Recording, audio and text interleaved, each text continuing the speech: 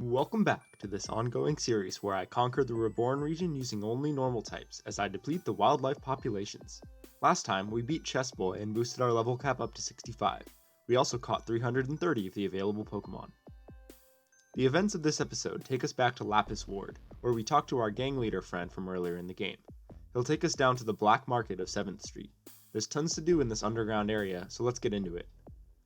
On the right side, there's a distressed lady who is looking for a specific herb that can heal her ailing husband who's asleep. Luckily for us, we picked up the Oddish Weed last episode, so we traded to her for an egg. In the bottom right area, we see Madam Crobberry, who we robbed earlier, angry at a Pokemon salesman.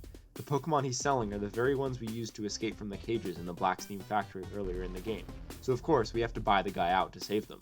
He wants shards for each, but luckily, thanks to the item finder and mining, we have more than enough shards to buy out every single Pokemon here.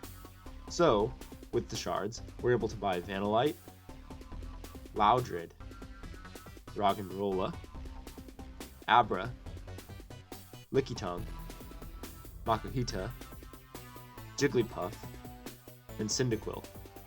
Of these, only Roggenrola, Abra, Lickitung, and Cyndaquil are new, so our total shoots up to 334.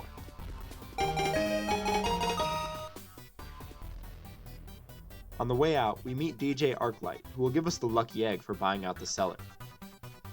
On the left, there's a guy selling random junk. Notably here, we want to grab a couple soul candles for an event in a little bit. There's a guy in a house down here who will offer to change a Pokemon's nature in exchange for 3 heart scales each. So, I used the stack of them that I've collected so far to optimize the natures of my entire party. Now that that's been taken care of, the only thing we can't customize is IVs, but that's okay since I don't really care about IVs at a deep level. It's pretty nice that customizing EVs and customizing natures is this easy in this game. Anyways, in a room towards the top, there's a scientist working on a secret project and she needs our help. So, to her, we donate a Carvana, then an Unpheasant.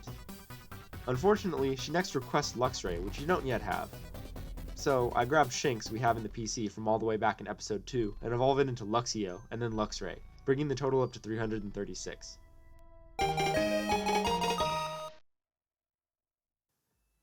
While I was out and about, the egg that we got down in 7th Street hatched into Chespin. This brings the total up to 337.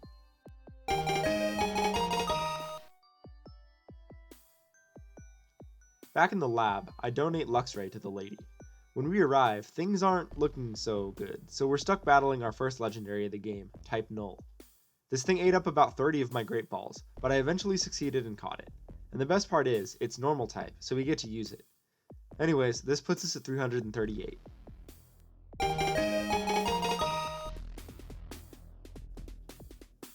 Once we are granted access to within the wall, on the right, there's a mining rock.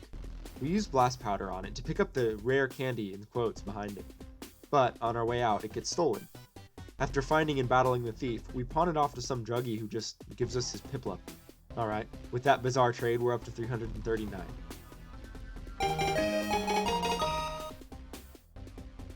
Next, to progress the story, we have to do a stealth section. After being a sneaky maniac and regurgitating some numbers to Arceus statues, we're able to break out the Dark-type gym leader from the clutches of the cult members. As a thanks, the Dark-type gym leader gives us the red crystal key, which we'll need to progress to her gym in a little bit. Before we leave 7th Street though, we head into a house at the bottom of the area. Inside is a Twitch Plays Pokemon cultist who only let us into his house because we had that extra Helix fossil from earlier. By sacrificing Bird Jesus and ducks to him, we're gifted the Sail fossil and the Jaw fossil. Back in L's ritual room, we interact with the altar and pull out our soul candle. As a result, we get Litwick, bringing the total to 340.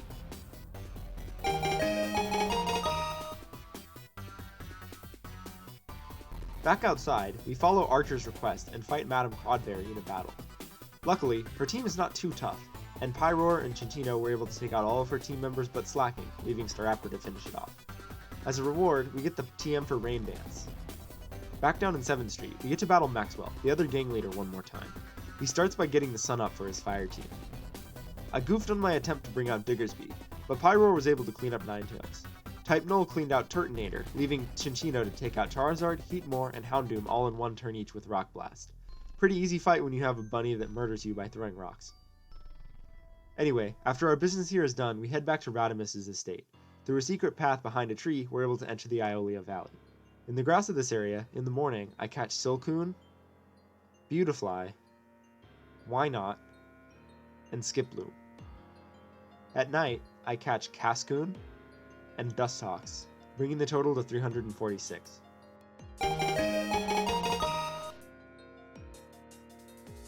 There's a river that snakes through this valley. In it, with the good rod, I hook up Alomomola and Luminion, bringing the total up to 348.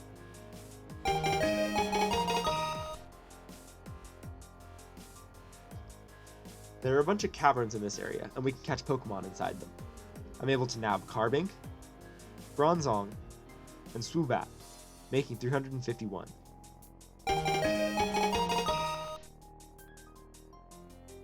While doing a spot of leveling here, my type Null evolved into Pokemon number 352, Silvally.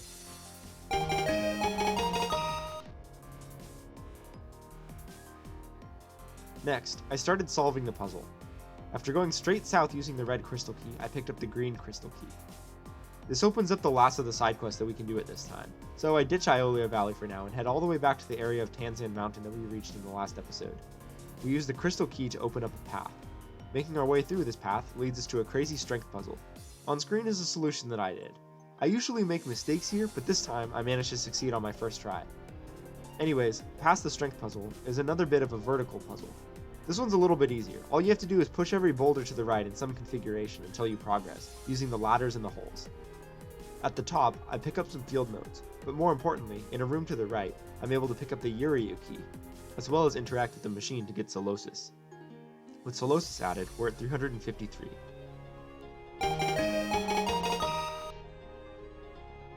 While we're in the general area, I headed back to Spinel Town. The fossil guy revived our 2 new fossils, so we add Amara and Tyrant to our new total of 355. Next, we take the Uryu key and head all the way back to Shade's gym. This opens up the 2 locked doors. In one, we grab a couple of items. In the other, there are a wild Electrode chilling here. I catch one of them. Running around in this area, there are a bunch of really strong wild Pokemon for this point in the game. So anyways, we catch Klinklang, Dusclops, and Cofagrigus. Finally, after defeating all of these Electrodes, we're able to battle Rotom, so we catch that, bringing the total all the way up to 360.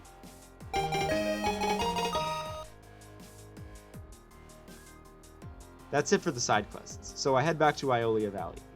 Here, I'm able to grab the blue crystal key, letting us make these cool ice bridges across water. After a bit more of navigating the area, I pick up the purple crystal key, letting us terraform caves to access new places. On the right side, I made it all the way to a special cave and forgot I needed something specific in my party. So I charted all the way back out into Radimus's castle to get to the PC so I could add a Spiritomb to my team. Then I leveled it to level 49 so that it could learn Dark Pulse. Then I headed back to the cave. This is one of the field effect puzzles in Reborn, one of my favorite types of puzzles added. Anyways, by using Dark Pulse, we can actually change this cavern to the Dark Crystal Cavern. In this new version, there are wild Sableye, so I catch one, bringing the episode's total up to 361.